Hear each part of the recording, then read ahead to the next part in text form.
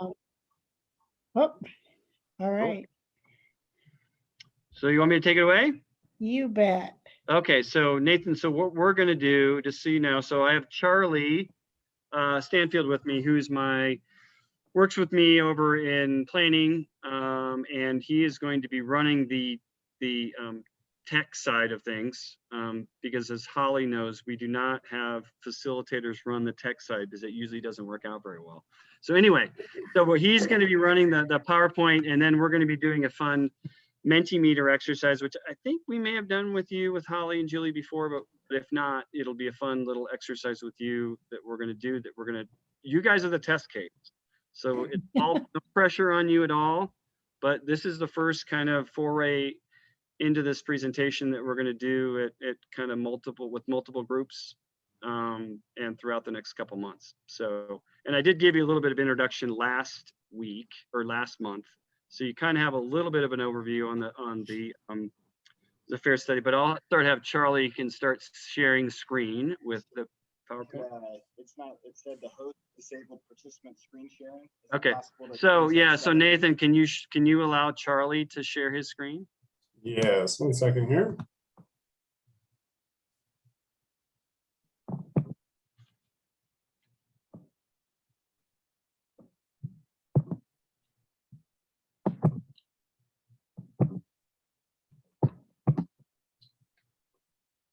Let's see.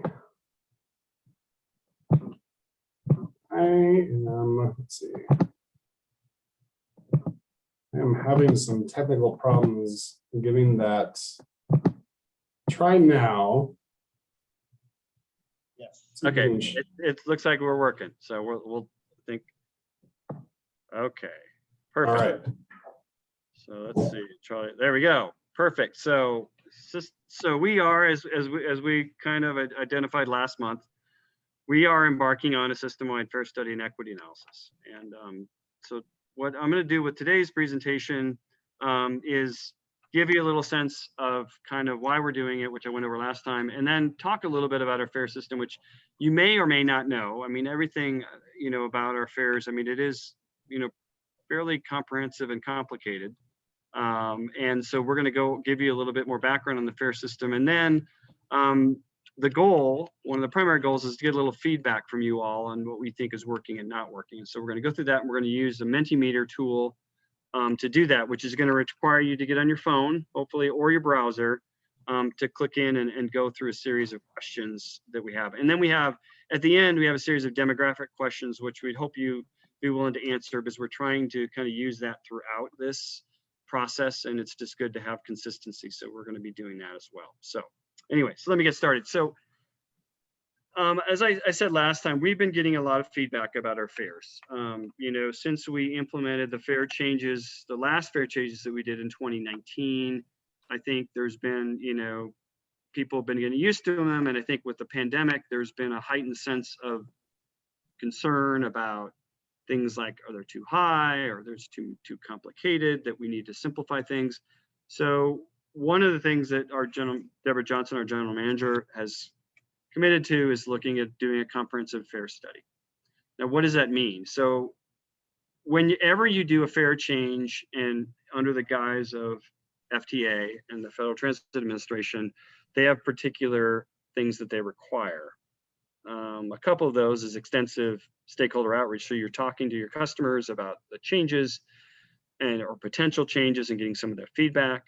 Also doing a fair equity analysis of a change that you're making permanent, meaning you're going to last 6 months. So anytime you're going to increase or decrease or change the structure, you need to do an equity analysis, which says, is one group, in low income or minority populations being impacted, greater or lesser than the rest of the population. So basically what that analysis shows.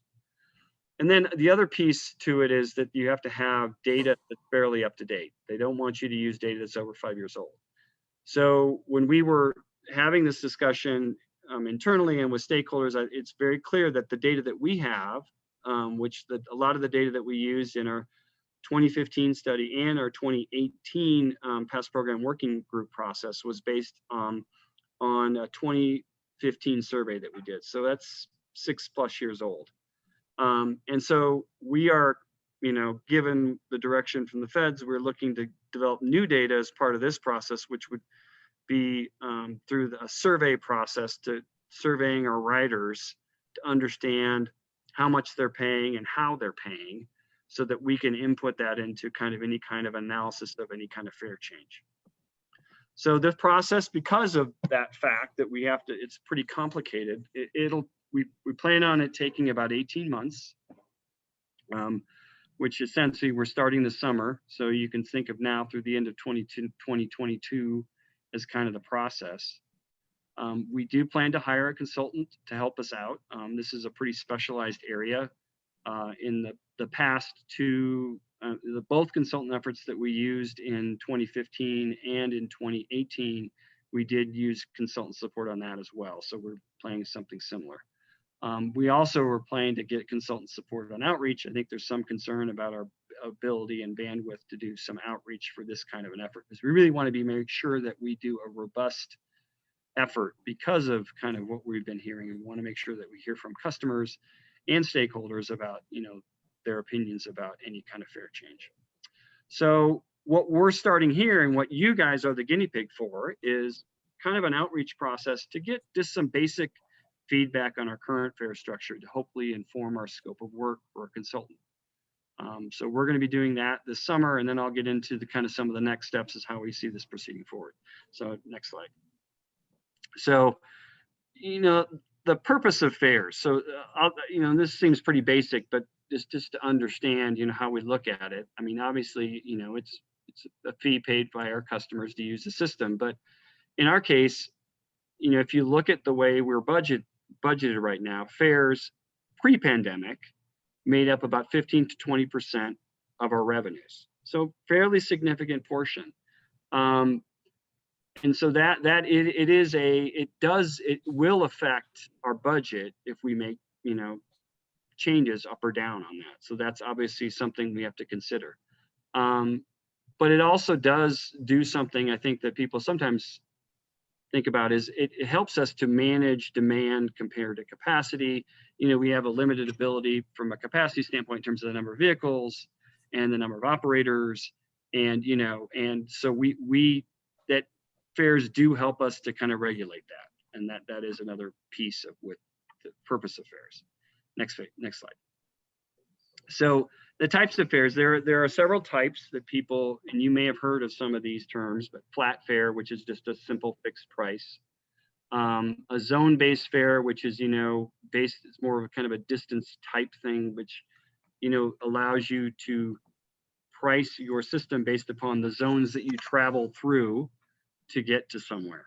And then a distance-based fare is purely distance. So it's like if you travel X miles, it charges you this, you X plus whatever. I mean, and if you've been in like the DC system, that is strictly a distance-based fare, where it really depends on where you're starting from and where you're going to. And then there's a variable fare, which really depends on time of day. Like if we want to charge more during the peak, because we know there's more demand then. That RTD in the past has had that kind of a structure. We went away from that, I think, in the early 2000s, but I think it is something that we have considered done in the past. Next slide. So here's what we have currently. So we have kind of a combo fare structure, which we have a flat fare. So our local service and limited service is really a flat fare. It's a $3 fare for, a typical rider that doesn't have a discount. And then obviously you have the discounts that would affect, people's ability to fare.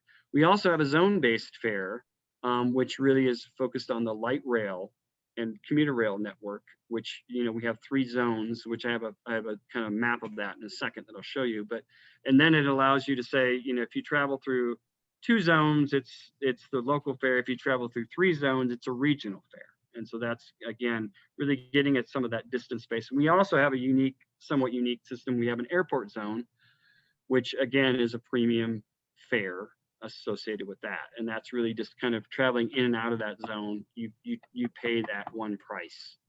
And then we do have a distance-based fare on kind of the regional bus and Skyride service if you're not traveling to or from the airport. So those are some of the other pieces.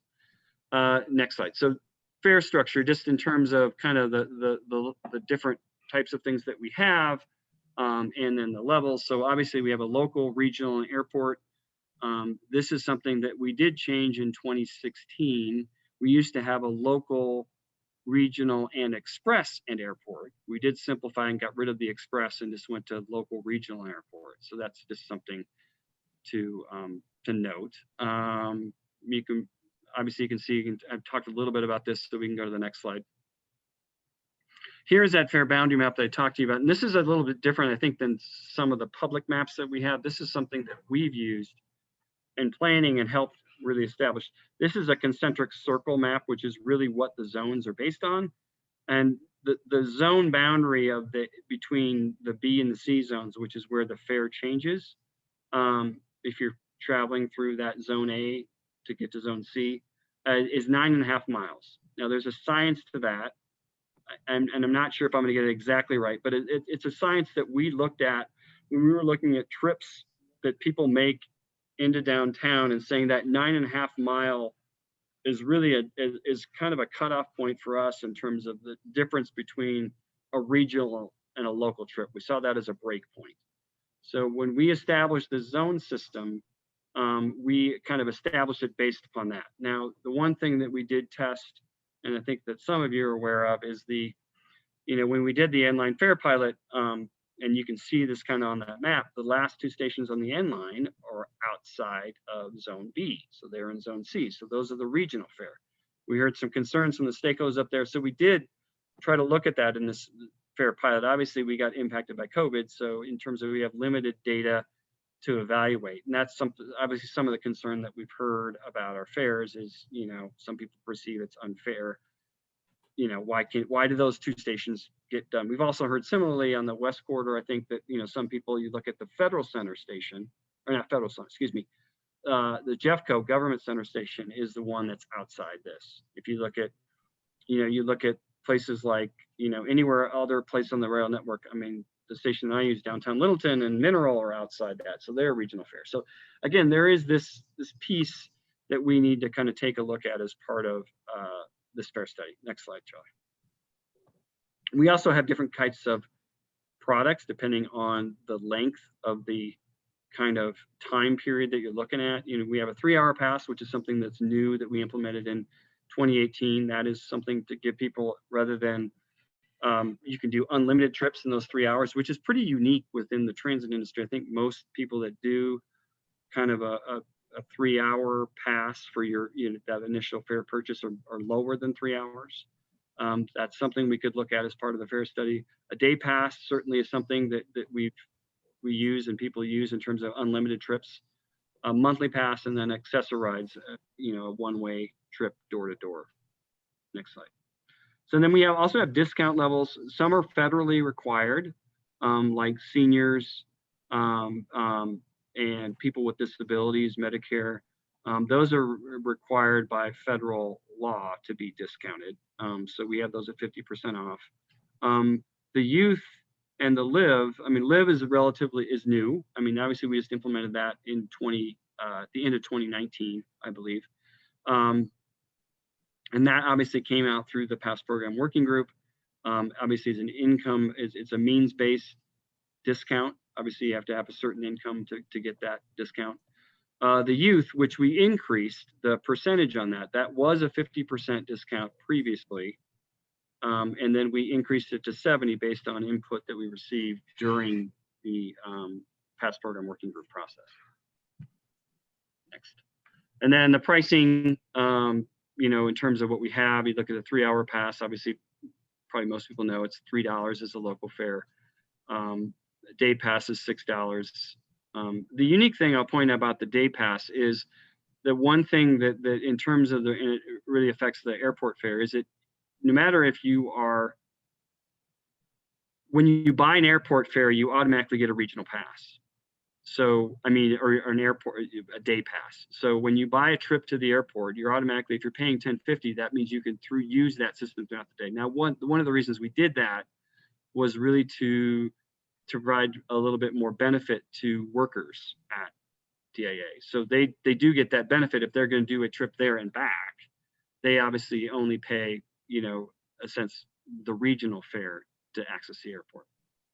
Monthly pass, you can see the levels there, and then Access-a-Ride, which, you know, we certainly had heard some issues with that as we did do the pass program working group and made some adjustments to those kind of costs. Next slide. And we do have pass programs, which I know we've talked with this group about. EcoPass, which, you know, is business or employer based. The neighborhood EcoPass, which is again more neighborhood based. We've had affordable housing and apartment buildings, you know, take advantage of that. And then we have the college pass. Now, all of these pass programs are insurance model, which is basically, you know, how insurance works. Where the bigger the pool, the lower the price, because you know, you spread the risk.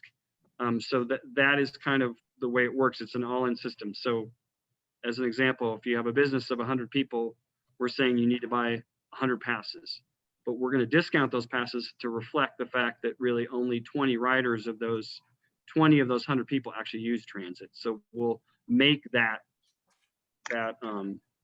adjustment in the price, which is how you get the benefit out of this kind of a program. So this kind of summary slide just shows you all the different combinations of slides or passes and fares that you can have. So you're relatively a very comprehensive fare structure, which, you know, some people like, some people don't like, and it's one of the things that we want to look at. So so let me just pause there for a second and to see if there's any questions. But I'm not going to do that. We're gonna go right to the Mentimeter exercise because I want to have you try this, and hopefully Holly and Julie won't critique me because they're the experts at the Mentimeter. This is my first foray into this. So Charlie is now switching to Mentimeter. So if you can all get out your phones or through your browser. So this is Mentimeter is a web-based tool that we can use to do surveys. So if you go in and go to menti.com, and then once you get there, you'll be able to type in a code that's on the top of the screen there. And if you do that, it should take you to this first slide. Oh my gosh! So I'm seeing actually stuff pop up already. So as you do that, go ahead. See, are they supposed to be populating? Okay. All right. Okay.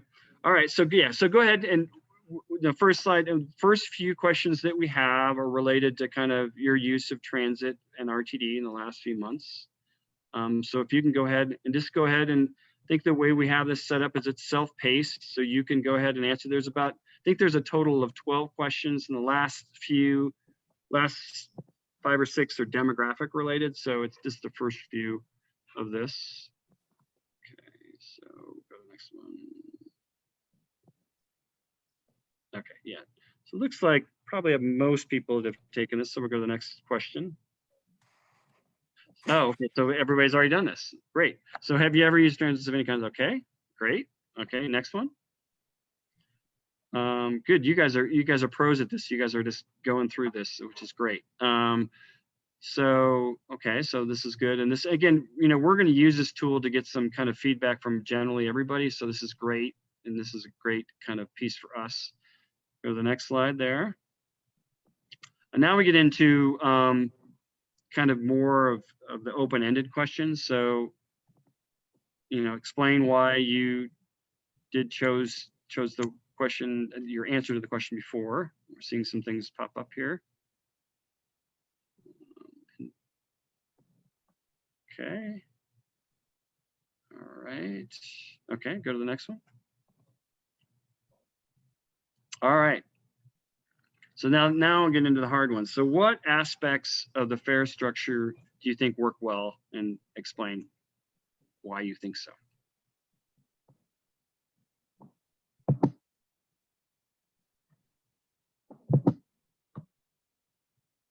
Okay.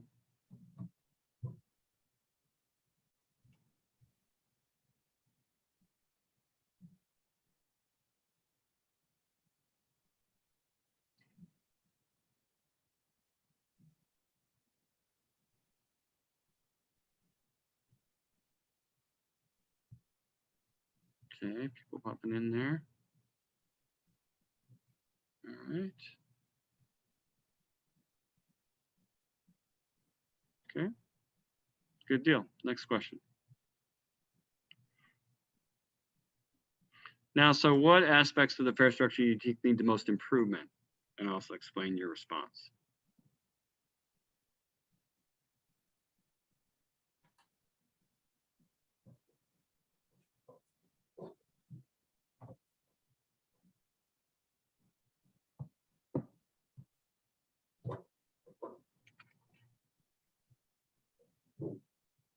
We have this self-paced, so if you need some more time, you can go through this and make sure you get your answers in.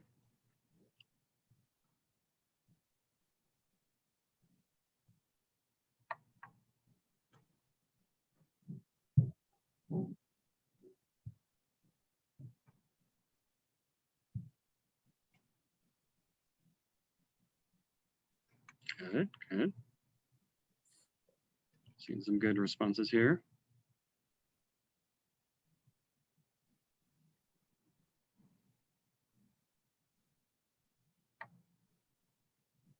Okay.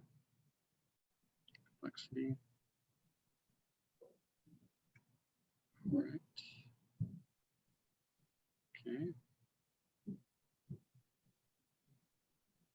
times a week. Okay. All right. Simplification. Seeing some overlap in answers, which is good.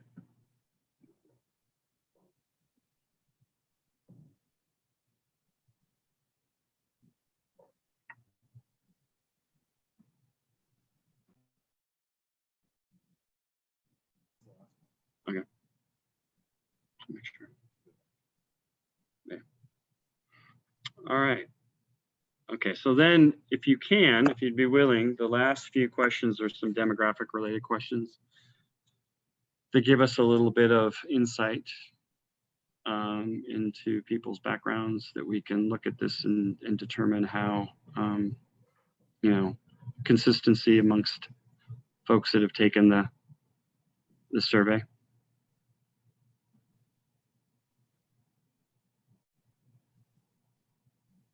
Great. So we'll let people do. I'm not gonna pull up the demographic questions for you guys, because I don't think we need to see how many of you, how much money you all make. So we won't do that. But, and again, if you want to do that. So what at this point, and as you're filling it out, we'll let everybody kind of fill out their last few answers here, and then we'll kind of open it up, and we can go back and review these just so people can see them and seeing kind of the variety of answers, if that's, or if we just want to open it up for just general discussion, we can do that as well. All right. Looks like for the most part, I think people are kind of finalizing their answer. Hey, Bill, Andrea looks like she has a question for you. Oh, is that? Oh, Andrea, go ahead. Oh, you're on mute. When do you plan on doing a rider survey? Should that wait till next year because of recovery from COVID? That's a very good question. That's one of the things that we're wrestling with right now, because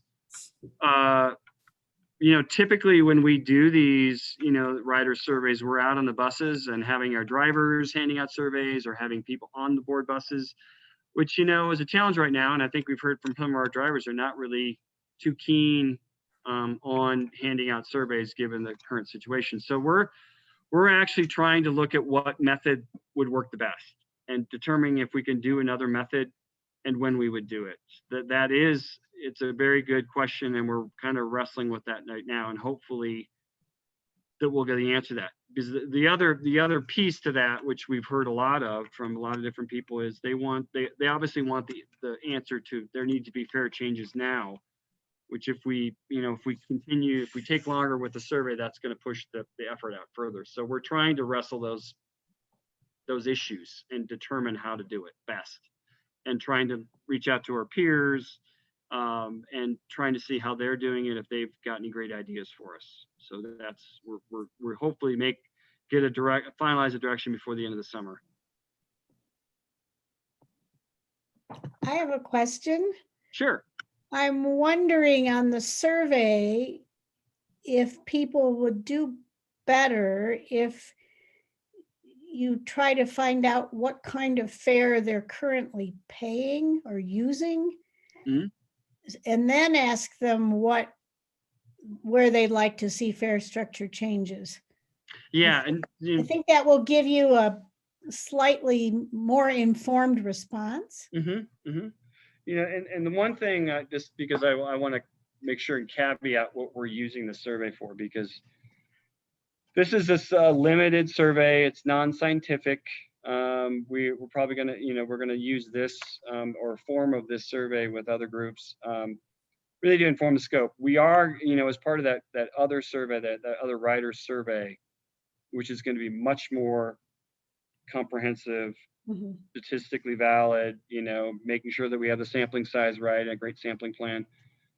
That's really the one that we need to work on. This is really just to say, are there any, trends or issues of things that pop out to us from, feedback from a cross section of people, as to what they think of our fares.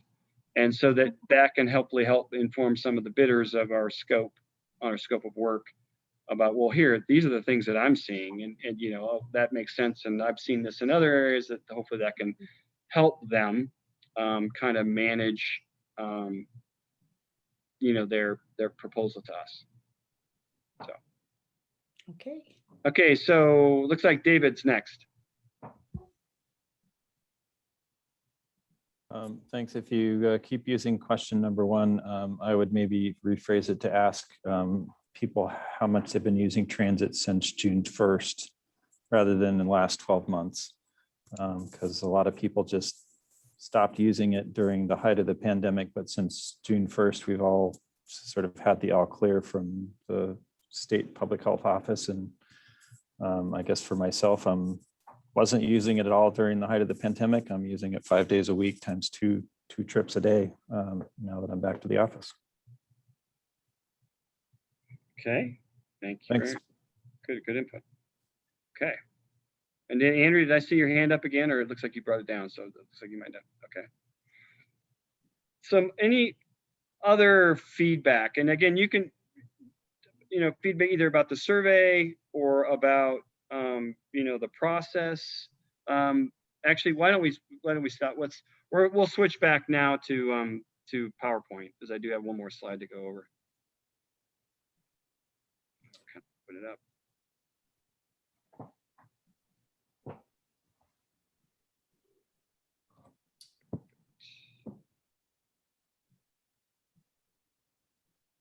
Okay. So in terms of next steps, so like I said, we are going to be getting some targeted stakeholder outreach on our current fare structure through the summer.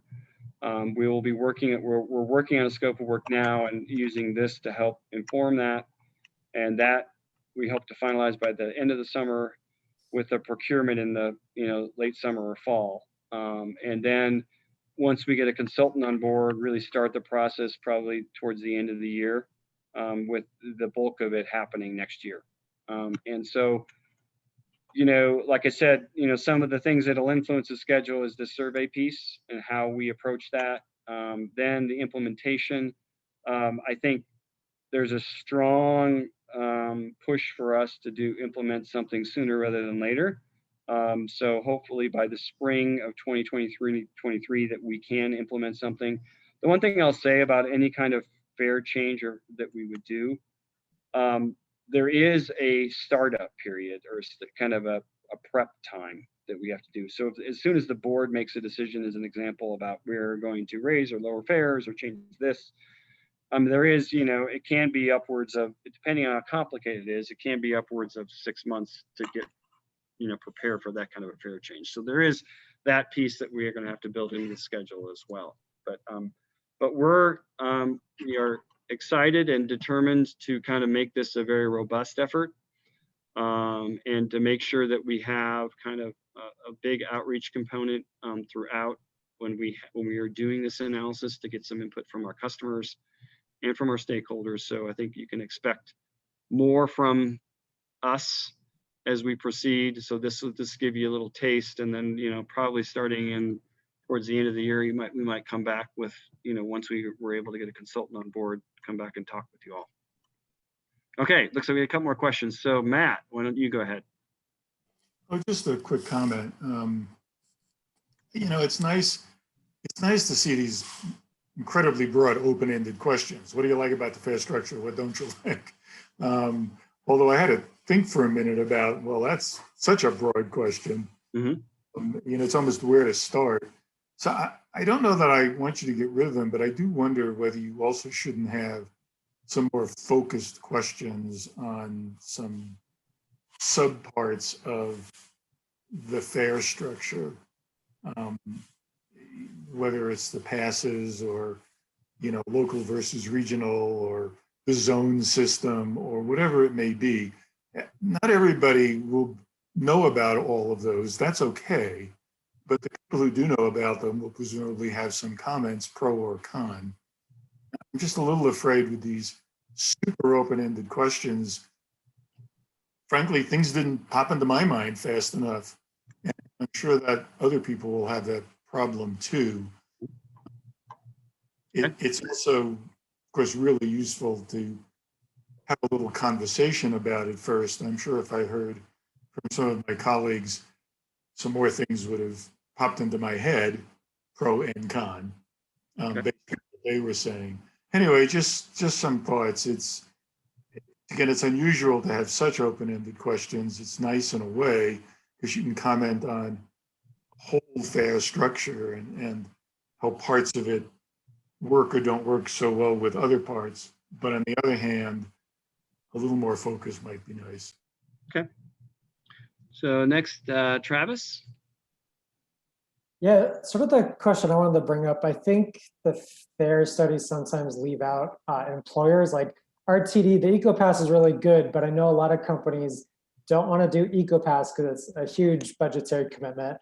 And instead they like sponsor with Uber or Lyft or Waze Carpool, where they'll be like, hey, we'll put $50 in an account for you, or you know, they'll find these like happy mediums pretty much that like fit within their budget.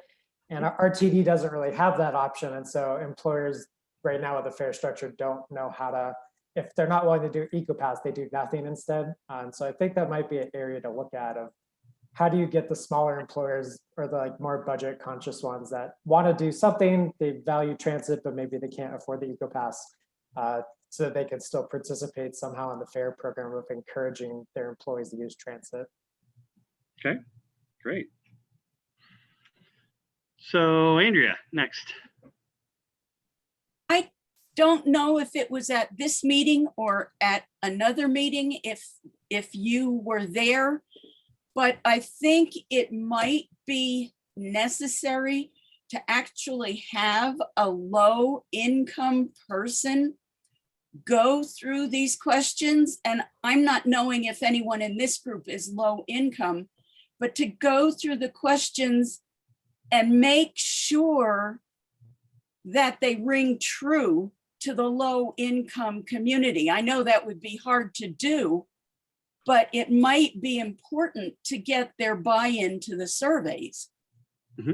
Yeah, no, I mean, well, for one, we are a couple of things to respond. We are going to be targeting some low income groups, and we are going to be doing a customer panel where we are going to make sure that low income riders are included in that group. So we will be doing that. But when we do the bigger survey, you know, as part of the study, definitely we are going to make sure that we are sampling the low income and minority community, because that'll be a key element of, you know, making sure that we have good data on those, you know, categories of individuals as well as the other people. So that will be a very important component. And they're the ones most urgently needing appropriate service. Right, right. Joanna? Okay, I think we're running over our time, but I also Thank you so much for all of this. And I think some people have written some comments out too. Okay. Generally around the same level of the open-ended questions might go with something that helps focus people a little better. Okay. And I also wondered if you will make some kind of bilingual questioning, or at least use Spanish as a. You know, that's a very good point. I don't think that has come up yet, but that is a good point to make, and I will raise that with people. Anyway, if anybody else has a question, let's do one more, or otherwise we're ready to move on. Looks like Danny may have a question. Okay. Thanks so much. And sorry I'm not on camera. I'm docked and don't have a camera to turn on. You get at some of this with just this intro survey, which I enjoyed doing. I think it was kind of a fun activity to talk through. And kind of like some others have said, for some things I can think of something really quickly. And for others, I'm like, there's a lot to unpack here possibly. It's a great start though, and I'm happy that you brought this to us today. One thing I would like to include, maybe explicitly, if you think it would help you with this project, is asking people not just about the fare structure and what they know about it, if they think it's fair and equitable and all that stuff, but how much of a role does fare play in whether they ride at all? And it might have, they might not have opinions about it, but it might have nothing to do with why they ride. And I think that could be a little enlightening, not to take over this project, but to kind of bring in some other aspects of RTD ridership that is connected to some of these issues, if that makes sense. That's a great point. Great point. Hey, Bill, if you're going to do that, I just read an interesting article that I had wanted to pass on to everybody, but it didn't quite happen yet, about fares. I don't remember if it was in the Times or where it was. And in fact, most people, including low-income people, noted that what really stopped them from taking transit wasn't so much the fares, especially since they often got reduced rates, just the lack of service, access, the infrequent service that didn't go and come at the right time, which was often off hours for them, and so on and so on and so on. And apparently when asked, most people said, spend the money, keep the money and spend it on more service. That'll get me on transit. Right. Lower the fares, I still won't come because it still doesn't work for me. And even if it's free, it doesn't make any difference. It doesn't work for me. And that's, you know, that's a trade-off discussion we have to have as part of this, because I think that's a big issue. And you know, and just one last thought before we end. You know, most, you know, economic models on fares show that if you raise fares, you typically have less of an impact than if you lower fares. I mean, more of an impact than if you lower fares, meaning you raise fares a little bit, you have minimal impact on ridership, but you gain more money. If you lower fares, you don't have the corresponding bump in ridership that you might have. So typically the elasticity of fares isn't in favor of lowering them. It is in favor of raising them. And that's the economics that typically play out. Right. But if you're going to ask the question, I think Danny was suggesting you ask, which is a perfectly good one, about, you know, is it too expensive for you? Absolutely. But I think we should also ask people, you know, kind of what the priority is. Is the problem really the fares, even the complexity of them, whatever? Or is the reason I'm not taking transit the fact that it just doesn't work very well for me for a whole bunch of reasons? You know, RTD's huge district, I'm sure a lot of it's the latter. So that would be really, I think that'd be really good information for us and the board. This is, at some point, it's going to be a trade-off. And for this, with Matt's point, if it could be built into your survey, if it could be like if-then structure, like if somebody answers in the affirmative, that it opens up more questions. I I haven't thought about this much because I work in the governor's office and we have eco-passes. So I don't think about the cost because my employer pays for it. And if you bucket, if there's a way to filter out in the survey and provide like separate questions to people who are part of a program that pays for it, so cost is not an issue at all. You could get some really interesting and like different kinds of results and insights, I think, if some kind of survey could be broken down. It makes it more complex, but like it could be more enlightening, I think. And then people who aren't part of such program, you know, I'd be curious to see how those buckets of people diverge in their kinds of responses and the things that are important to them and all of that.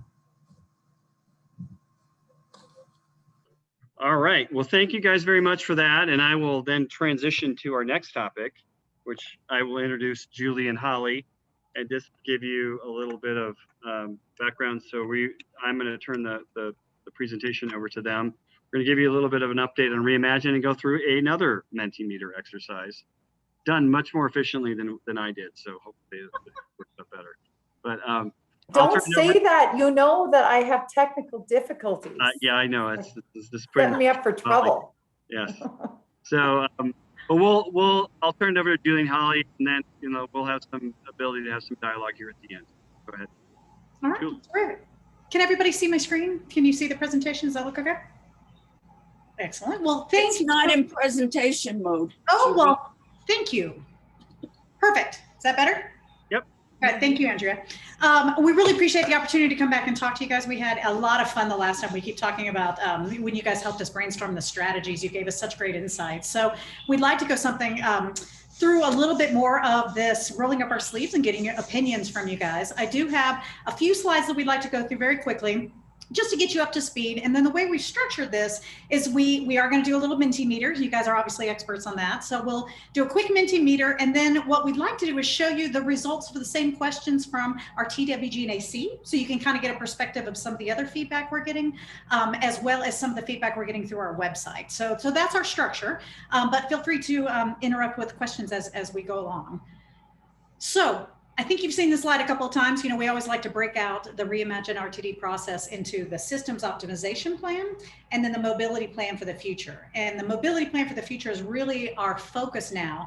But as we said last time, we promised you an update on the SOP. So as you know, we started working on the SOP last year, not really planning for a global pandemic. So that really did challenge us a little bit because so many of the assumptions for the SOP we were working on were based on 2019 data. And then obviously the entire world changed. So that's the bad news. The good news is we were able to use a lot of that great work. We were able to use that work to help influence and help inform the adoption of the 2021 Run Board.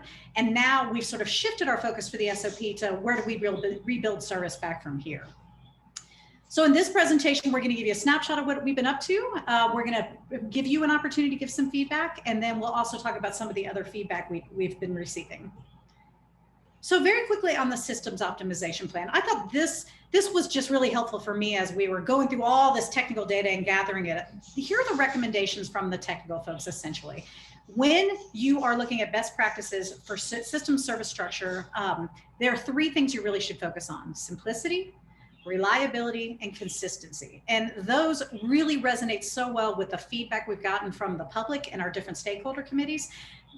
Make sure I can rely on it, make sure it's consistent, make sure it shows up on time, and make sure it's simple to understand. And so I thought that's been great feedback. So these are sort of the overarching themes that we've been looking at from the SOP perspective.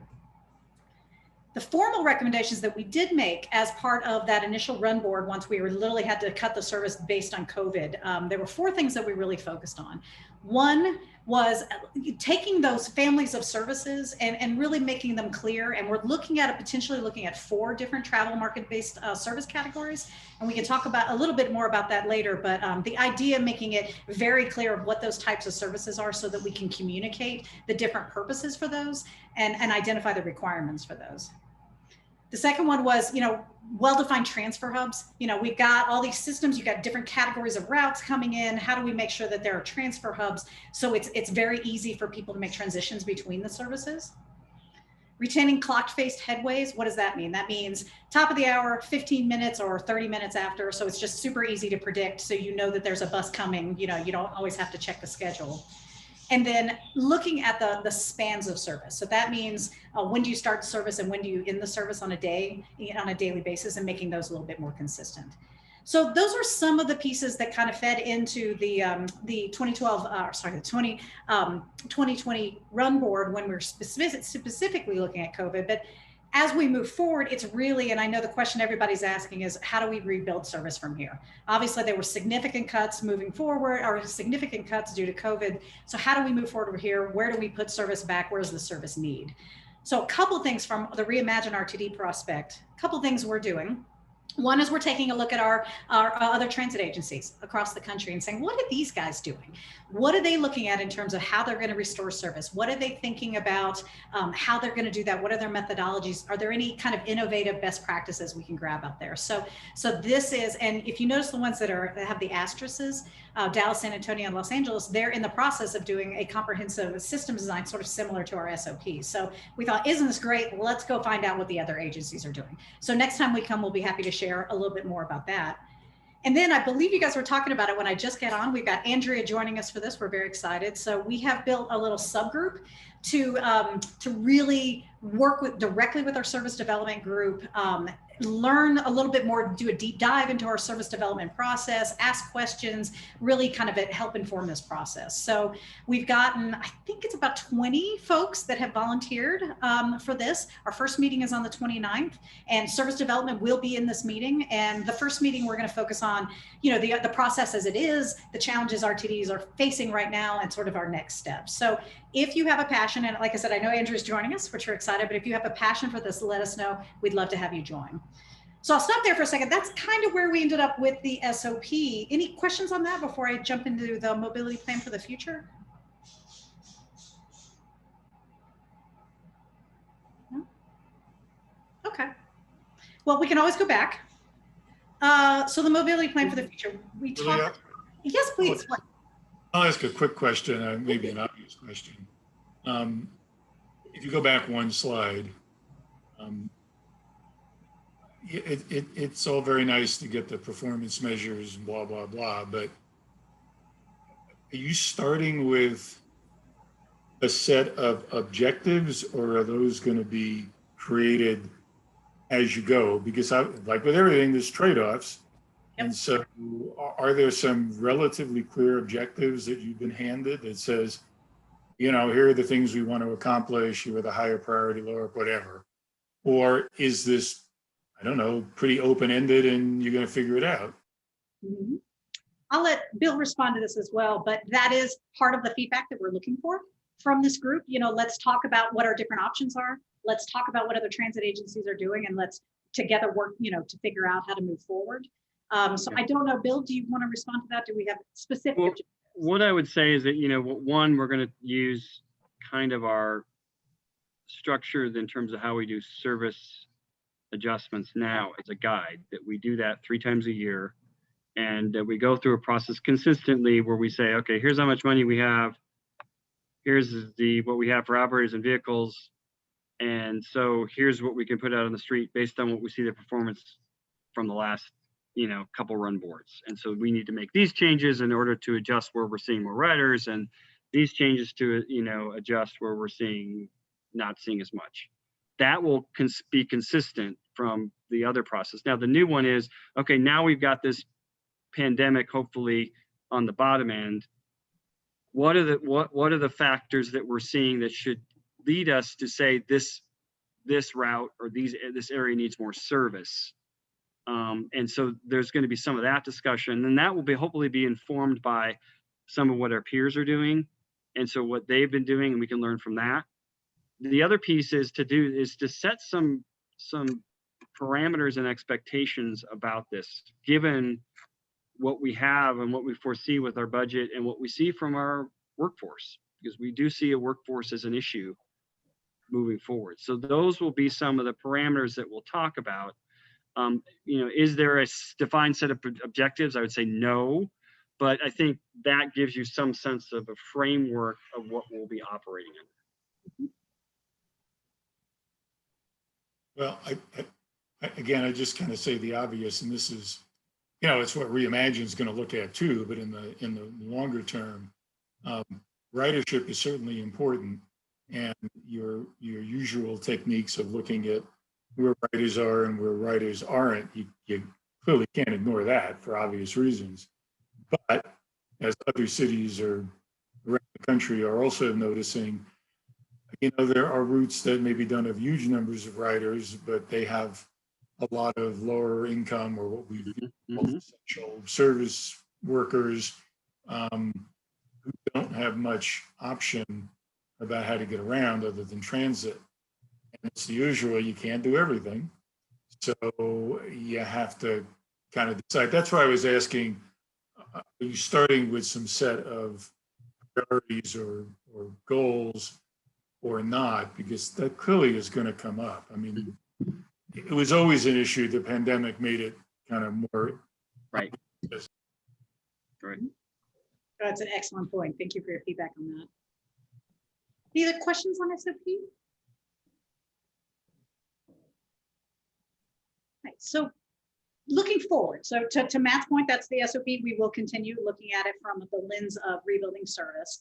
But to Matt's point, we are looking toward the future. Now, that was the piece with the mobility plan for the future. I think we presented this to you last time, so I spent a lot of time on it, but we talked about the guiding principles that were developed.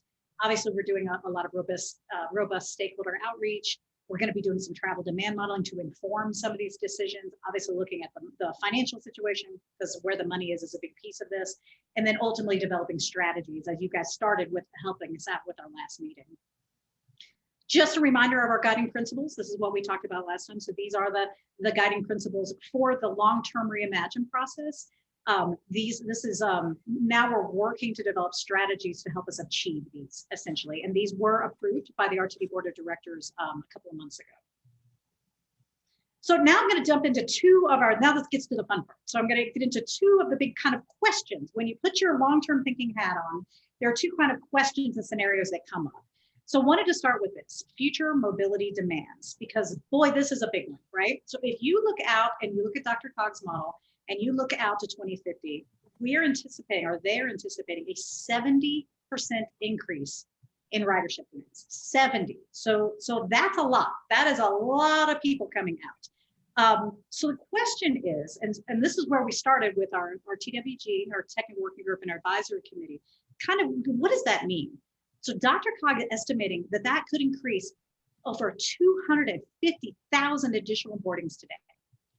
So just thinking about that, obviously that for mobility, if you look at our guiding principles, this is under the mobility challenge that we have. Well, kind of wanted to start with a sort of gut reaction to you guys.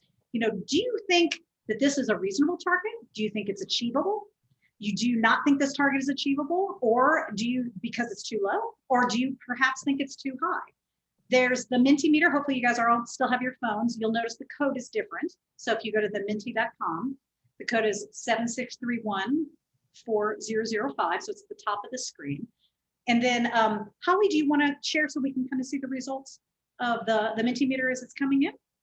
And then we'll kind of compare your results to some of the discussions we had in the TWG and AC. So we'll stop and talk about this one. But so this initial reaction is, do you think this is a reasonable target? Do you think it's an achievable target? Do you think it's too low, or do you think it's too high? Are you able to share your screen, Holly, or do I need to get out? Is it not sharing? It shows that I'm sharing. Well, maybe let me see. No, it's not. There we go. There you go. Oh, there we go. Oh, perfect. Okay.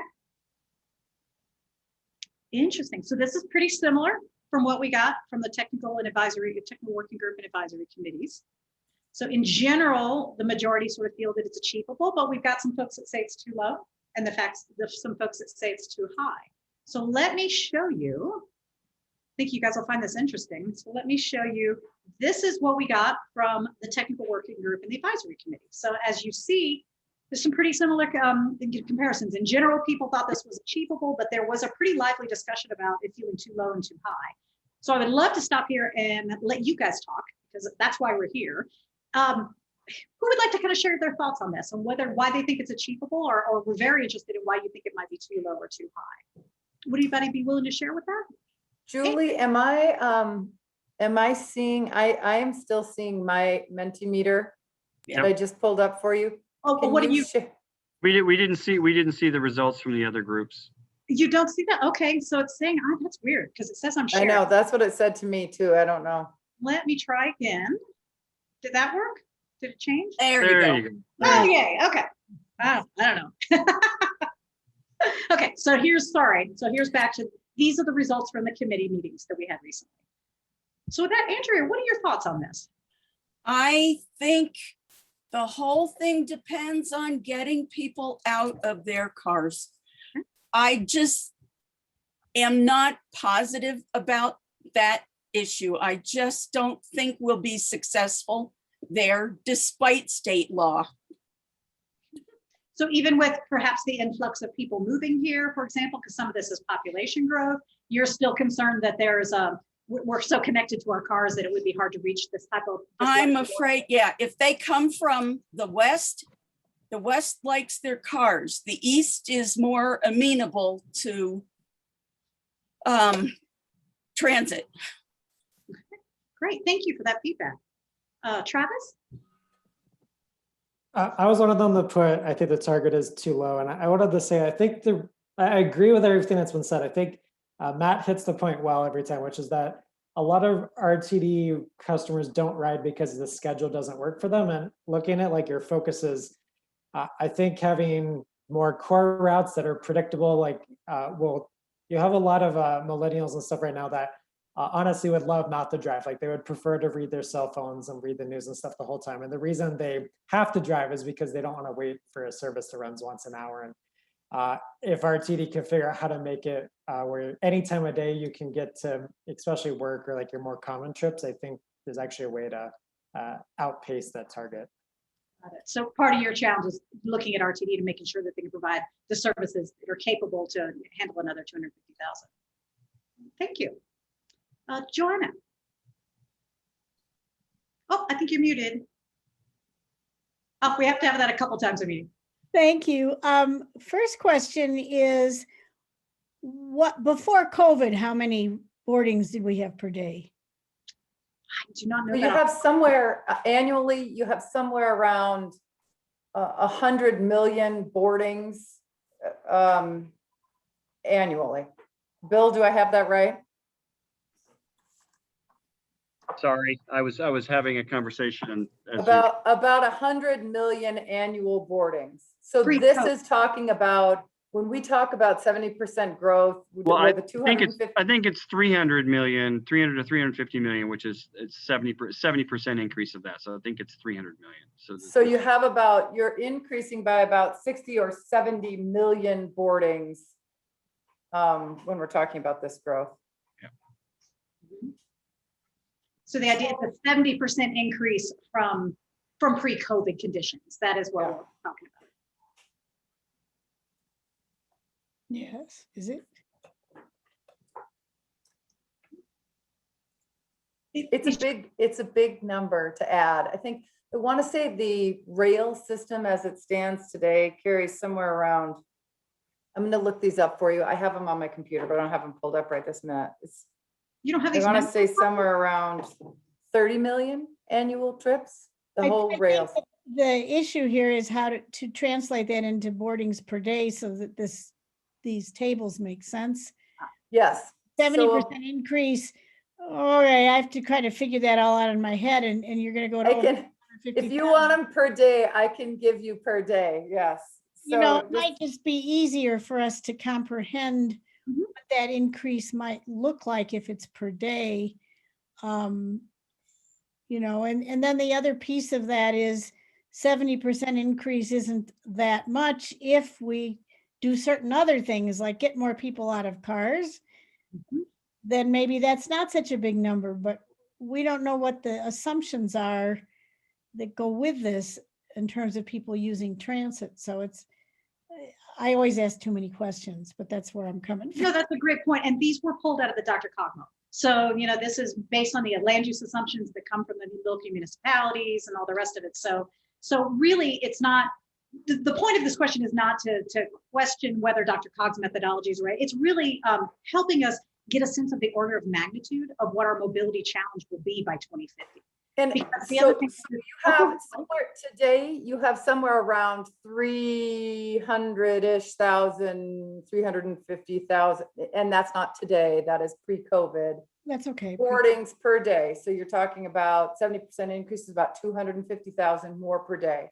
And I think the question and a lot of the dialogue that we had with the groups is, you know, some people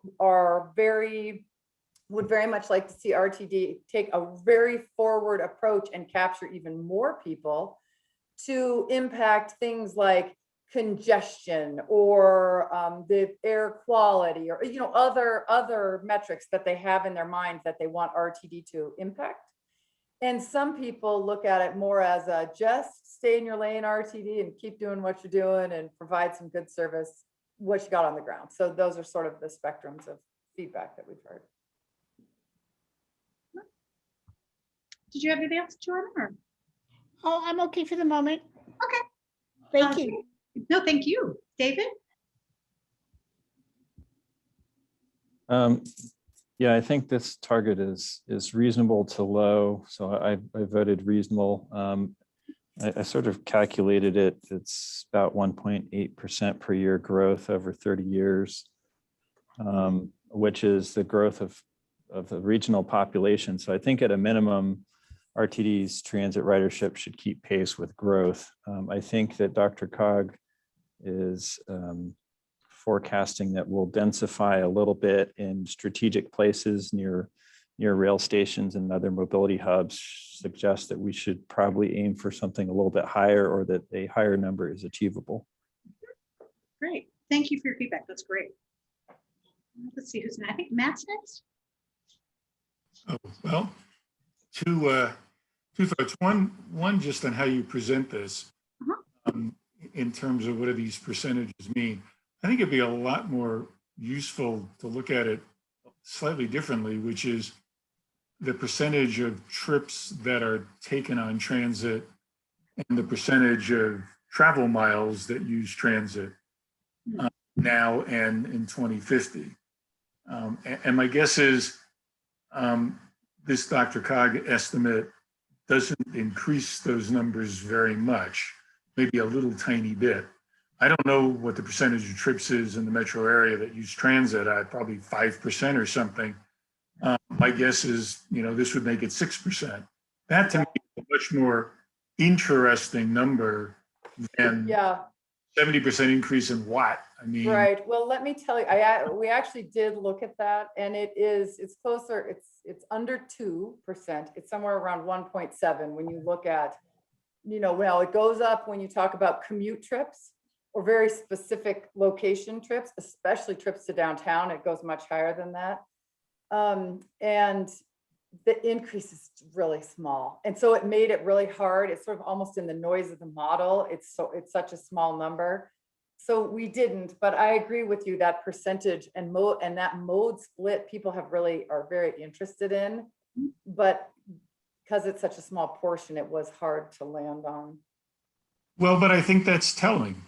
I mean, I still think that's more important. If what we're saying is at the end of all of this, you're still going to have an incredibly teeny percentage of people using transit to get to where they're going, you know, that might make us think about how could we change that. If we're going from 1.7% to 2% or even 3%, yeah, that's a big increase. Now you're doubling it, whatever, but it's still a tiny fraction of that are made.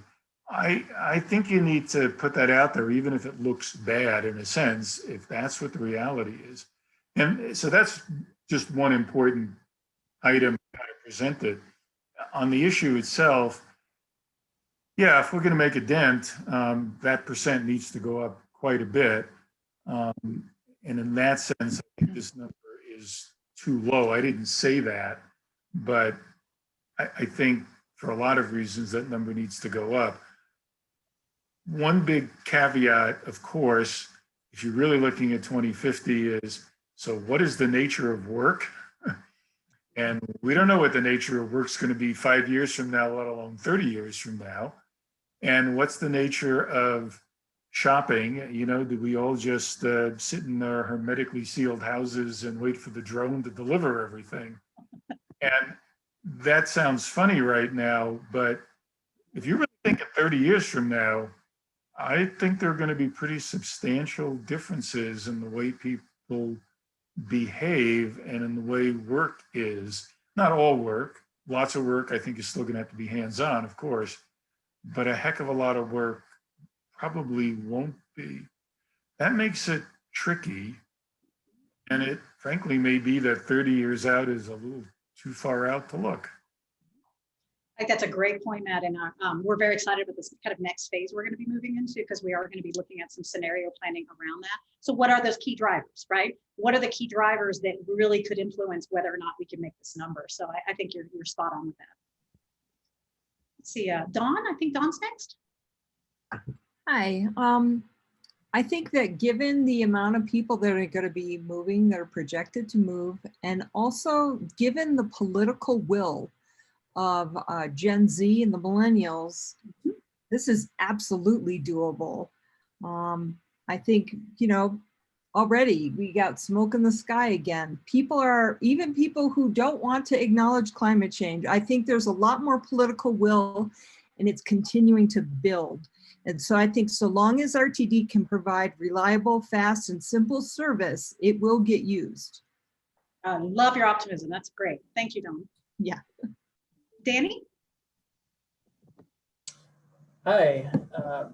There's a few things that I kind of want to latch on to from other people. And I tend to talk really about the experience. I don't get into, I know as much about fairs or engineering or anything else. I just think about what is it like to ride a system, and what are the things that would get people to ride more. And I don't hear as much of that as I would like to, I think sometimes, but maybe that's what I can bring to this group. One thing that I think about getting people out of cars is I don't think it's so simple as people just like their cars. The truth is here, it is more convenient and more pleasant to ride in your car still than to ride a bus or the train. And I am committed to riding light rail to work every day into the city center from Denver Tech Center. And I am struggling to maintain that. And part of it is because I am so sweaty by the time I get to work, because there's not much air conditioning on my train. I'm out in the sun. The shelters are inadequate, period. It takes longer for me to ride the train to get to work than it would to drive, even with traffic. And yet I'm committed and I will still do it. We can't rely on people to really have that commitment. We can talk about younger generations having a certain kind of commitment, but if it isn't a pleasant and convenient experience, it isn't going to get a lot of more people to act on that commitment. It sounds good, but in action, after a few rides or a week, let's say, of somebody waiting for a train in the heat or in the snow or in a storm that the shelter is not good enough to protect you from, or on a train that is just too hot, I think some people would rethink that decision, you know? And I've talked about ableism on the trains. The idea that our trains have these steep steps to get up and narrow because of the bar in the middle to help people. I saw someone this week struggle because of how narrow it is for their body. And not everybody wants to go to the front of the train to use the ramp. And if all the people who could benefit from that did, that front car would be packed when others wouldn't. And I think we need, there are some things that completely need to be rethought, I think. And it's not just about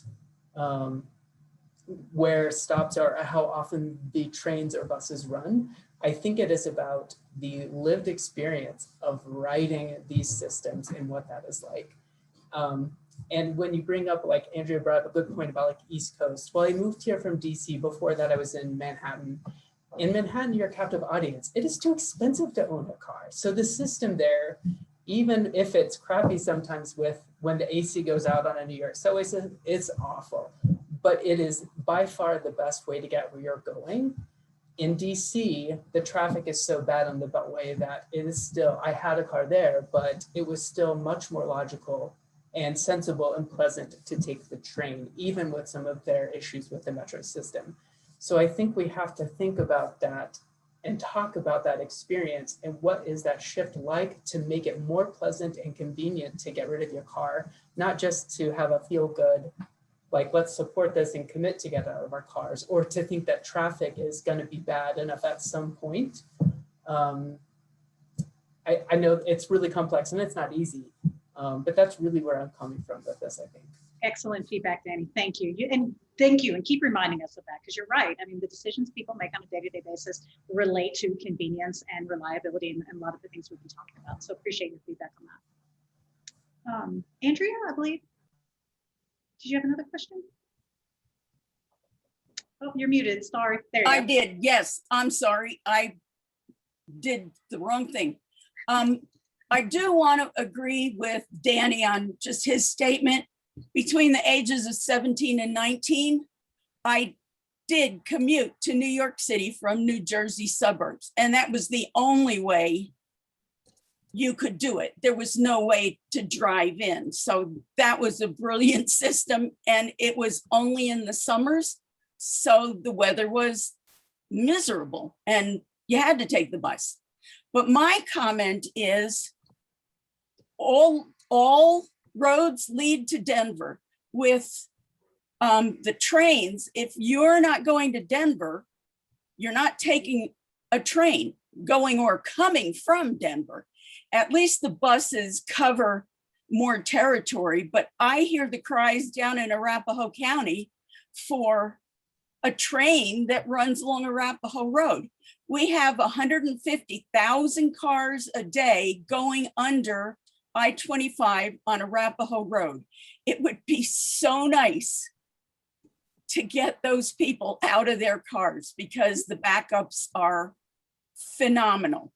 And there is a bus, but it pretty much is, you have to be going to someplace on Arapahoe Road to use the bus.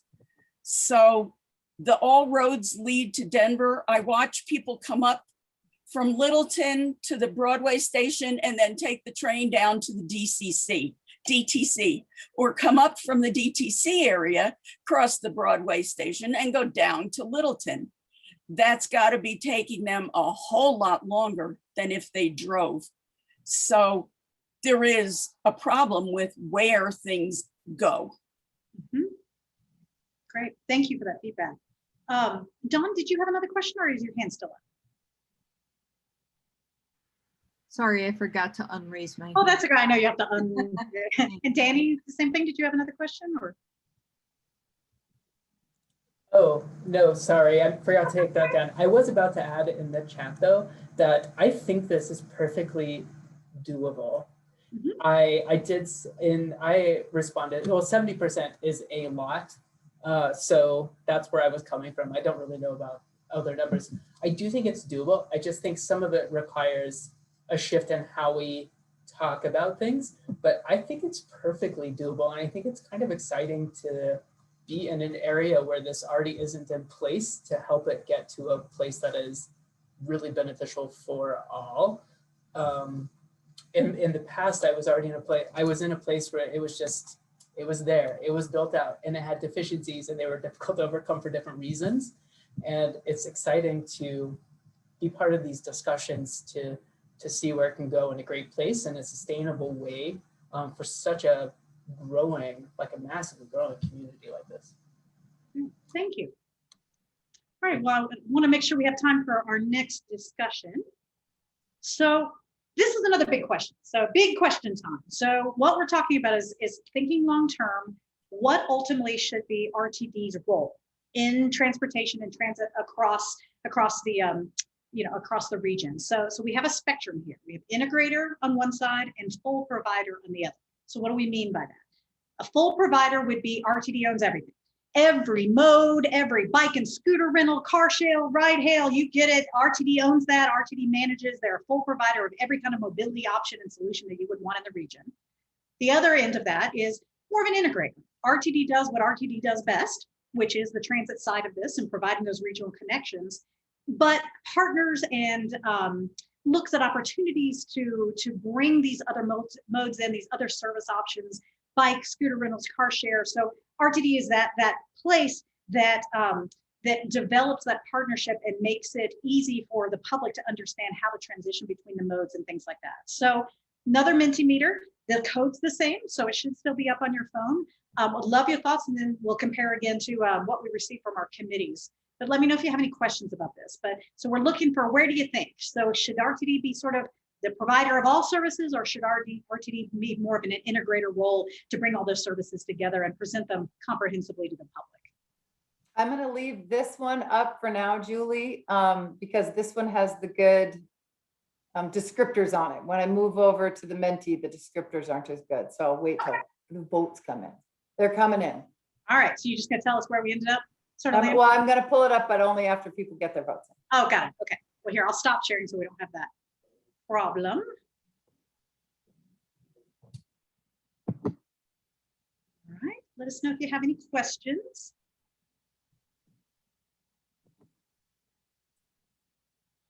All right, and where did we land? Ta-da! Oh, interesting. Okay. Great. So leaning a little bit more toward the integrator side, it seems like. Do we have everybody's results? Okay. Well, let me show you, and hopefully this will work. Tell me if it doesn't. Did that change on you, or do I need to do it again? No. It didn't. It's so Now strange. we're back to the first question. Okay, that's where we want to be. So we want to be back to the original, so the first question. Is everybody seeing that? Great. Yep. Yes. So now let me show you. You guys were spot on with the technical working group, which I think is very interesting. But even in the advisory committee, we had some great discussions around, okay, you know, what does that mean? And there was even some comments around the aspect of, well, maybe RTD should just stay in their lane and sort of do what they do best, which is really kind of more on the integrator side. So with that, I want to leave this slide up. And again, love your feedback. What do you guys think about this? So what was your thought process as you were going through and deciding whether, you know, one way or the other? Love to hear your perspectives on that. I think Dawn was first. Hi, thanks.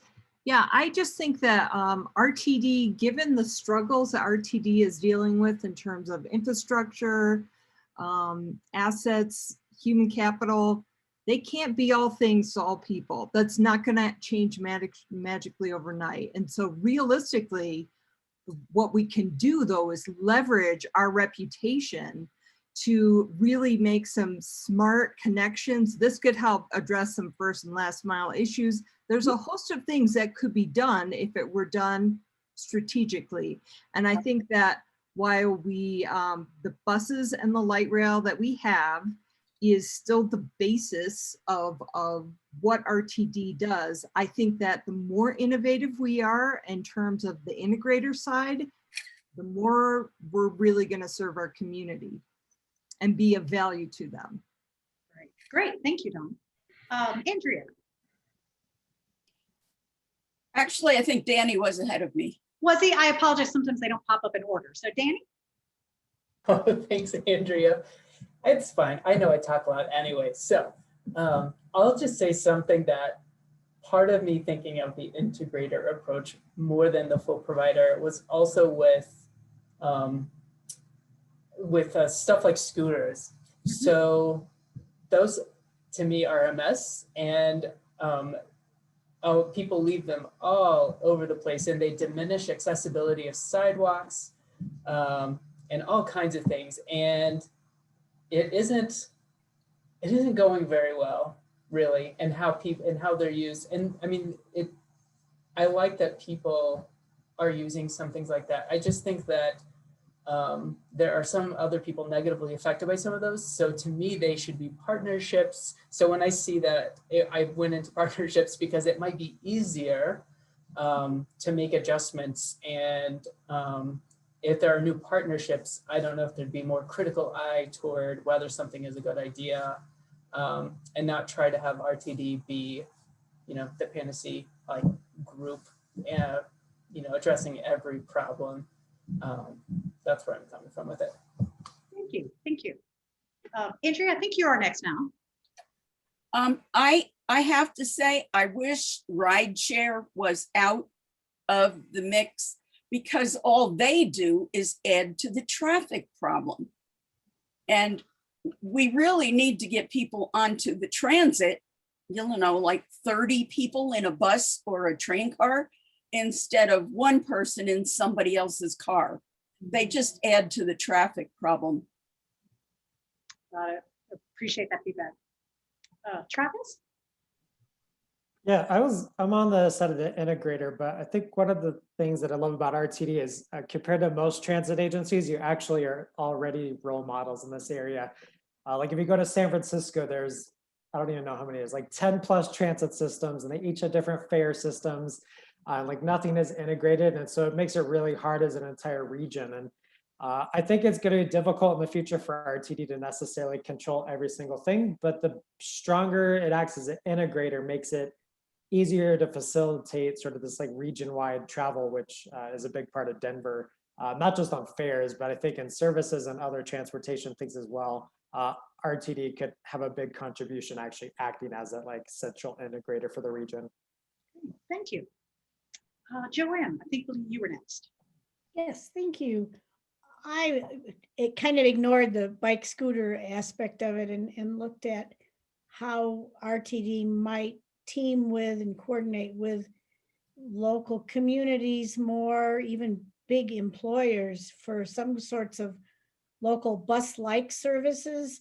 Also looking at how to maximize the most affordable approach to Access-a-Ride and some of those special services, in light of the fact that RTD is actually short of money for a lot of things.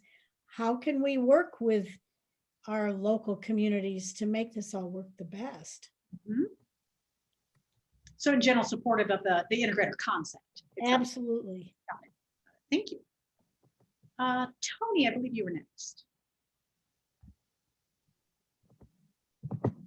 So I was kind of a little bit to the right of the rest of the group.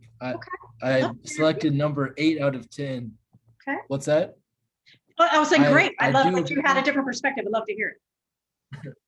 I do agree that RTD can't be all things to all people, which is why I didn't go to 10 or anything. I don't necessarily see the need of getting into scooters and things like that, but I do think I've seen a lot around the country, different things where the transit agencies are providing ride sharing services, whether that's for first mile, last mile, or off peak hours. I think that there's some opportunities for RTD to be a service provider. And I like the fact that as a public agency, they have different interests than say an Uber or a Lyft, where they're thinking more about equity and accessibility and some of those things that are valued by the community. So I do think that RTD could provide a lot of services. Great. Thank you, Tony. Matt, I think you were next. Yeah, let's see if I can remember. So if you had given me the choice, I would have rated this at about a -3. And that's not a knock on RTD. It's simply, as I've been saying, I could be wrong. And Joanna kind of brought this up. I think what we're going to see is RTD focusing more on regional trips and major corridors, and the local communities becoming more involved in the type of transit they're going to do for themselves. Mm-hmm. And then RTD indeed being the integrator for sure, but not providing even all the service it necessarily does now. I also think we're obviously going to see more innovations in first and final mile that RTD almost certainly is not going to operate on its own, but again, will integrate. And so I think that's the direction, frankly, that's inevitable, but I also think it's the direction RTD should go. That's, an issue for Reimagine. Is that the right way to go? The only other thing I'd say is, since it was brought up, well, if you have all these other transit options and first and final mile and shuttle and bike and scooter, doesn't it get complicated? Yeah, you need good integration. RTD could do that, maybe with help from Dr. Cog working together. And secondly, I have a Clipper card in San Francisco that works on all of the disparate transit agencies. What a concept. I mean, RTD still doesn't even refill itself automatically. It's so ancient. I'll try to be polite here. The Clipper card works with all the agencies. You can get monthly passes from different agencies and load them onto your card. Hey, what an idea. So you can make it work. And again, I think RTDs, with Dr. Cog, would be a great integrator for a system like that. And I think that's the direction we need to move in. Thank you. Thank you, Matt. David.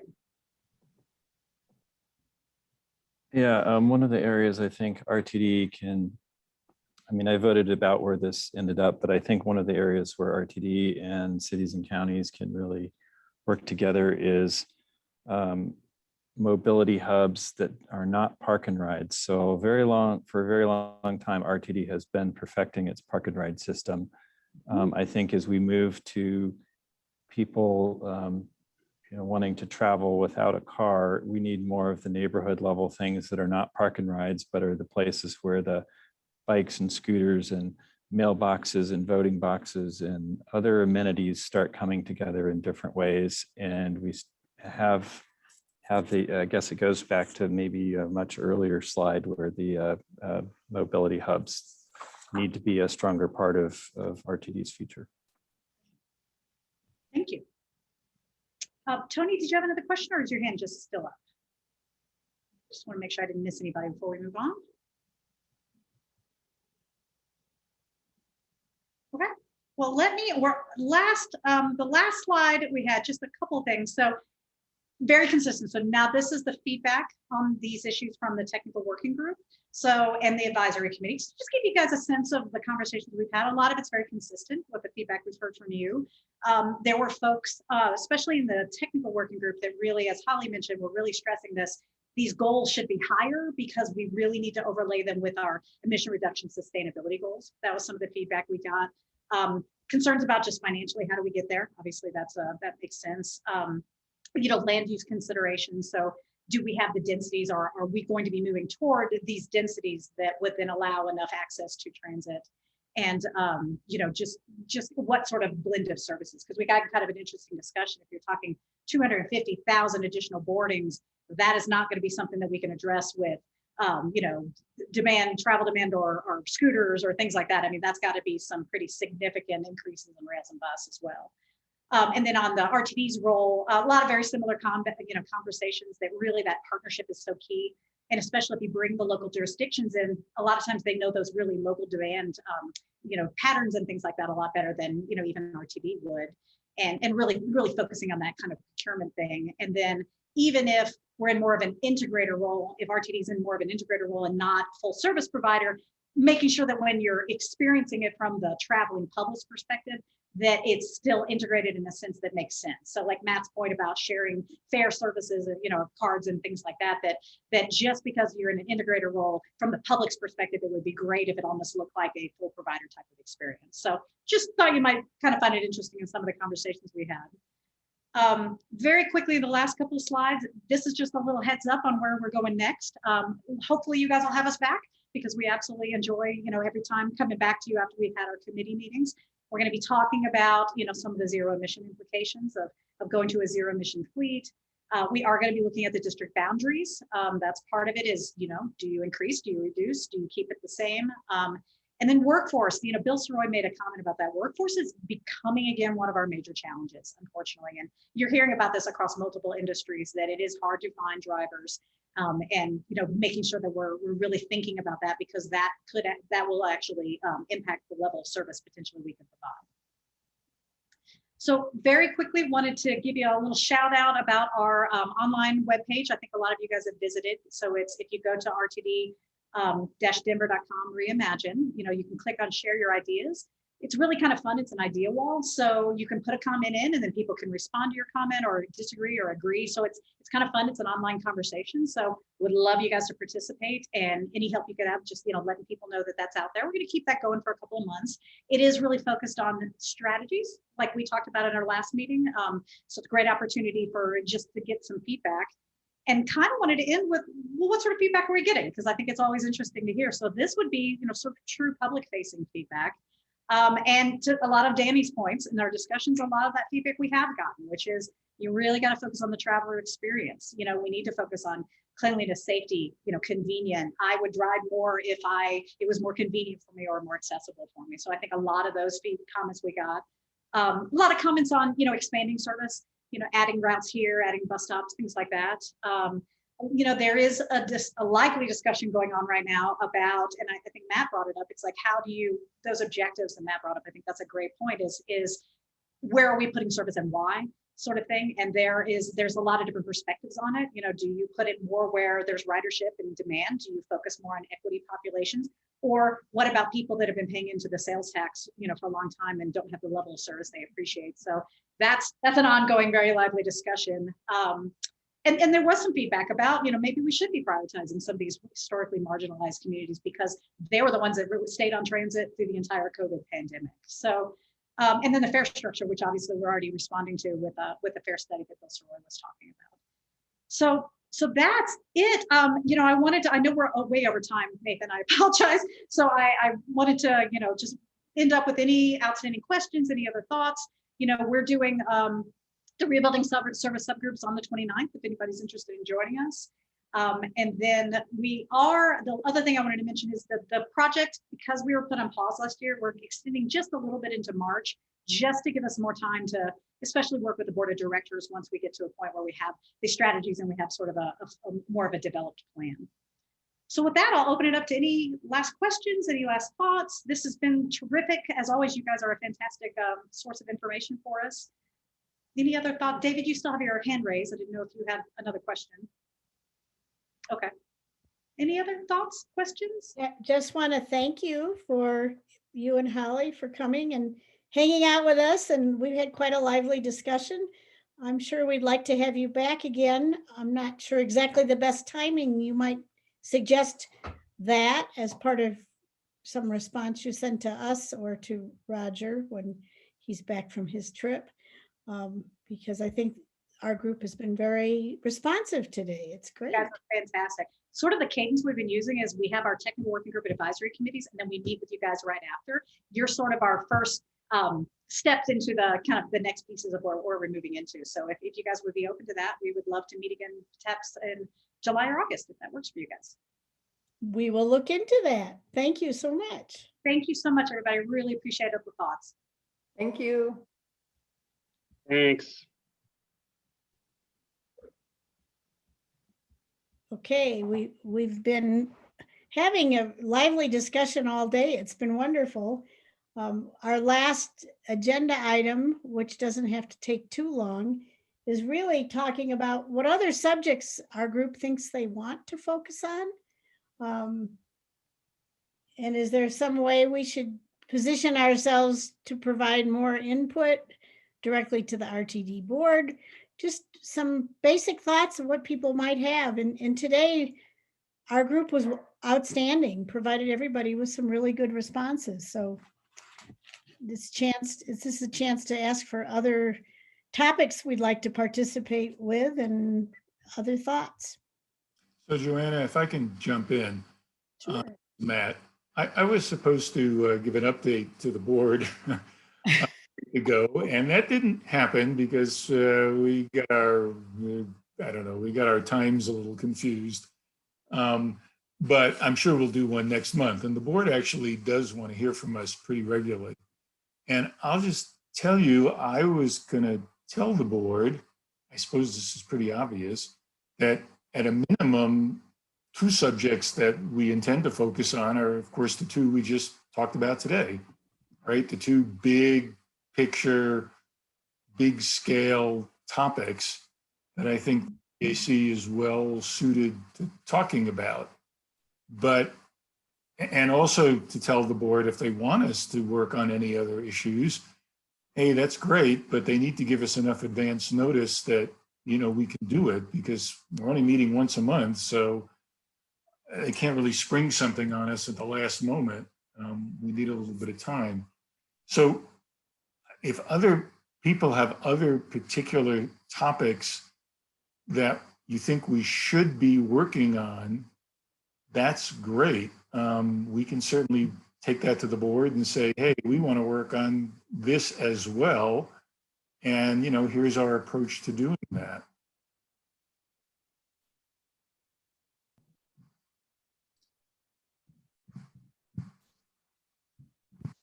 So does anybody have a suggestion? Oh, I hope the hands up I see relate to that. I have no idea about the order. Andrea, did you have a suggestion? I did. I see on the agenda that Bill Saroy was supposed to talk about transit-oriented communities.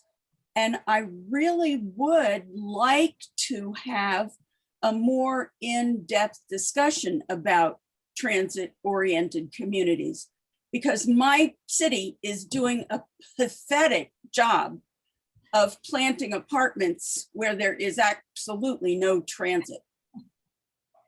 It sounds like a great topic, and I think that might be Bill's specialty, not so much he was going to talk about it, but let's put that down and get him to provide on that. Are you still on the call, Bill? I think you left. I do believe he left, but I'm here just capturing everything off the chat. I'd be happy to pass that on to him. Oh, yeah, we'll catch up with him too. Thank you. Well, that's a great idea, Andrea. Let's put So that. Andrea, do you mean that slightly more broadly about in terms of land use? I mean, that clearly came up in the slide we saw in the Reimagine, where Yes. one of the committees was saying, hey, we don't know if density, I mean, it's really all about land use. We don't know if land use is going to support the types of things that will make this possible. Is that what you'd like us to take a broader look at? Yes, I was on my city's planning commission for 12 years and kept pushing that point, and it was pretty much ignored the whole time. Yeah, welcome. So I would like to hear more about, yes, it is land use. Okay. Yeah, that's yeah. Welcome to every place, even Boulder. You know, nobody wants density, nobody wants anything. Yep.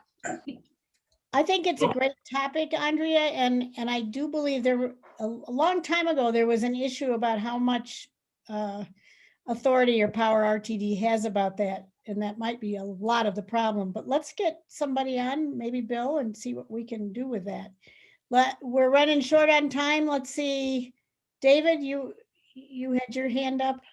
I'm just going on the list I have. So I see Catherine is there too, so. Thanks. Yeah, I think sometime during the year, it'd be great to hear something about the strategy for accessoride paratransit for seniors, persons with disabilities who are unable to use the fixed route system, and how that all fits into fares and the return of service that we've been talking about today. Thank you. Excellent. Okay, let's see. Catherine Sanders.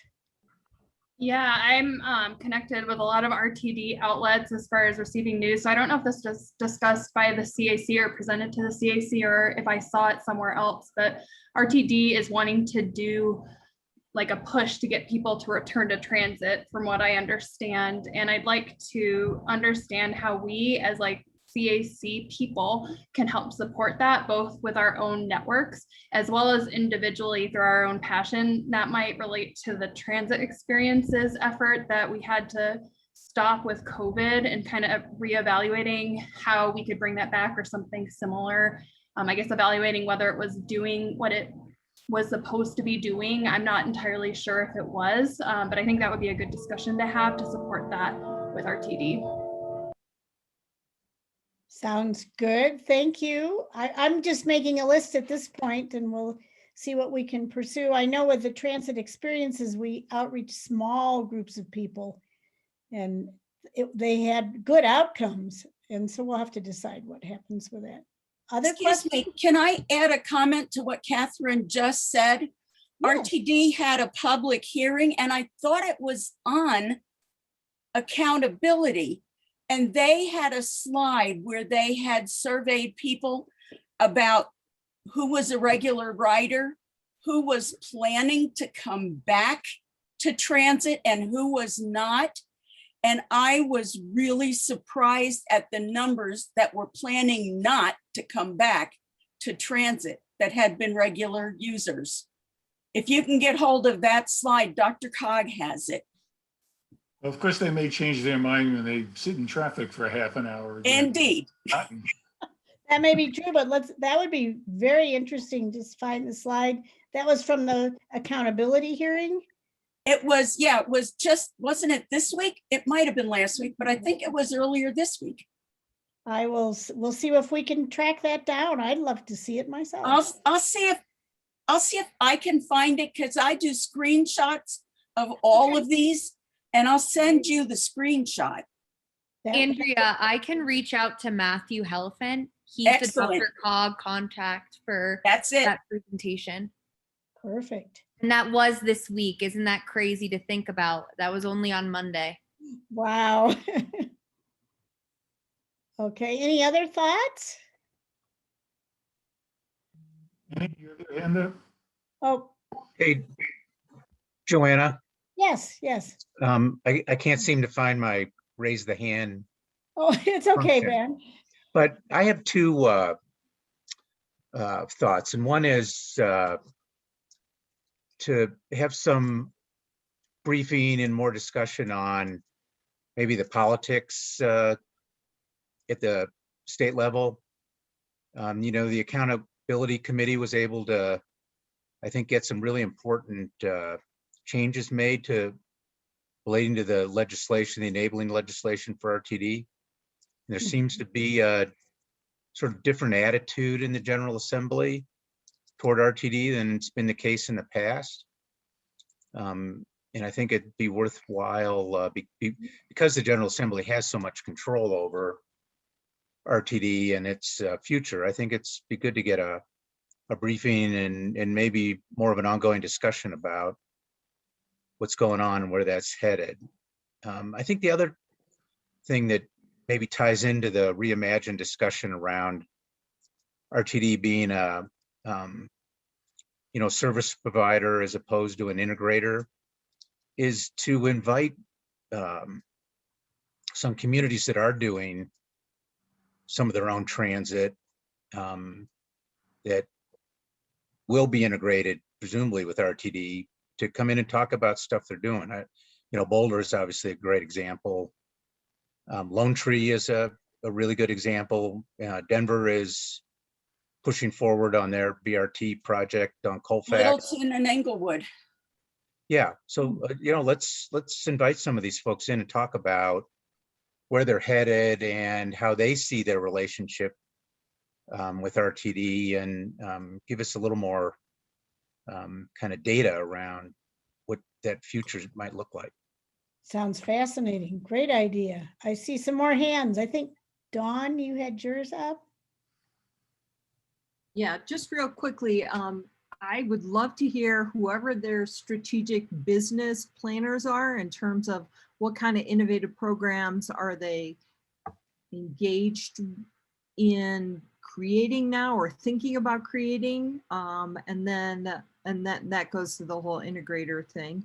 And then the other thing is, I want to hear about the green initiatives. There's that zero vehicle effort, and I know with Electrify America they got funding for some electric buses and stuff like that. But I think that this is kind of a really quiet equity and inclusion issue that people don't talk about enough, and that is the more people we can get out of cars in transit, the healthier the entire community is going to be in terms of air pollution and whatnot. And I want them to know that the community cares about that. I mean, at least certainly I do. Thank you. Sounds good. I'm just trying to take notes here. Travis. I'm gonna echo a little bit of what Don had. I also, I don't know, as an employer, I've tried really hard to push my company to engage with RTD and figure out fair stuff, and it's almost impossible. Like if someone that even really is engaged with RTD, I find it very difficult to understand. You know, how to get signed up for EcoPass and stuff. So I think for a lot of companies, I would be interested of like, what is their sales approach? Like, how are they integrating with employers out there that might be interested in? The one other thing I would say on Ben's comment, I think there are some cities that are really passionate about transit service and have built their own, but then there's a lot, I live in Westminster, for instance, and I feel like they have almost no interaction with RTD. And the only time I've seen them interact is on service changes at the point where the decision has already been made, where you see like a protest letter from the city councilor side say, we disagree with this change. And I'd really be interested, just like, how does RTD engage all the local cities and counties in the area so that they're contributing earlier on and like are offering partnership, rather than the opposite, which is they get to the very end of a service change and you see some city like unexpectedly protesting something that they were cut out of the loop on, for months, right? We've heard that, yes. Thanks, Travis. Anybody else? I'm not sure if the hands up are showing up here. Let's see. Maybe looks good. The other last thing on our agenda was a question about whether we should try an informal outside meeting in July. I'm hedging on that now after hearing Bill talk about RTD saying wait till fall. So unless anybody has a strong feeling, it's not that we wouldn't love to just see everybody, but this is working. I don't know, any comments on that? Or are we okay with one more meeting here inside, or doing the Zoom rather? By the way, one thing we chatted about briefly was, even if we don't have a real meeting outside, because that could be difficult, is whether sometime in the next couple of months, people might just like to get together as a group to get together as a group, I mean, some of us, we haven't even met everybody in person, which is kind of pathetic, but it's the world at the moment. So that's an option too, is just literally get together somewhere and chat for a while. Not necessarily a formal meeting per se, because not everybody would be able to attend it that way.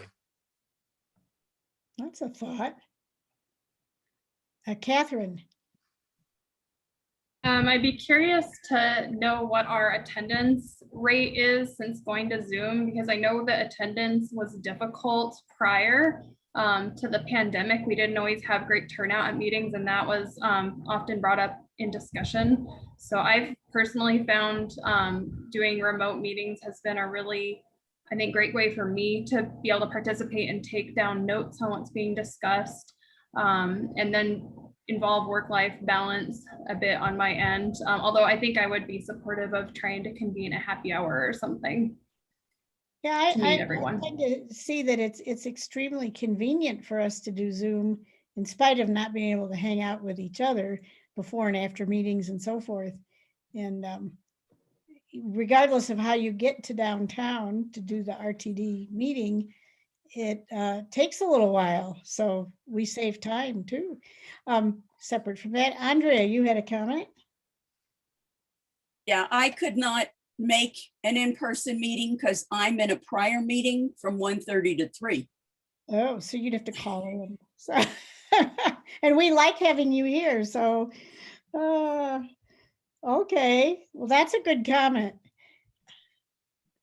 So we can talk about this more. My guess is that I think the RTD board goes back to in-person meetings, we'll probably expect that we go back to in-person meetings too, frankly. But that's probably a few months away, so just kind of keep it in mind. We jumped over one topic, and we don't have time to deal with it today, but it's something just think about for next time or the time after, and that is, how do we best organize ourselves to be positioned to provide input? And maybe we're not there yet. We obviously don't have any specific input yet on Reimagine or the FAIR study, right? I mean, we just kind of given some very initial thoughts on it. But at some point on those issues and others, we need a way, which we don't have time for in just a standard 2-hour meeting. We need a way to talk with each other about, so what are our recommendations to the RTD board? Not only that, what format do we put them in? Do we write them a letter? Do we make a presentation of some sort? But we're running out of time today. Yeah, no, I think both. Great to bait everybody to think about things. You can always send email notes out to everybody. And I do want to remind everyone that even when we go back to in-person meetings, there's always a way to call in. And with the Zoom access possible, I'm not sure, Roger, to have to answer this, why we can't do both. So people like Andrea who have meeting right up against meeting can still participate. So I think we can do that. So anyway, anybody have a last statement? I think we're running, I actually don't have a clock in front of me at the moment, but I think we've had a great meeting today, and the CAC is becoming more and more willing to participate and be involved in these meetings. And I don't know if it's because of Zoom or what, but this seems excellent. Any other comments? Andrea, did you have another one, or did you? Oh, no, sorry. Okay. It's okay. I do the same thing. I think we've used up all the hands up, and Nathan, thank you for taking notes, making recordings, and I'd asked also that you keep track of the chat comments, because we've had some excellent comments come through that if people didn't have access to chat or didn't get to look at them, it'd be nice to make those available. So thank you, everyone, and we'll stay connected. Thank you. Take care. You too.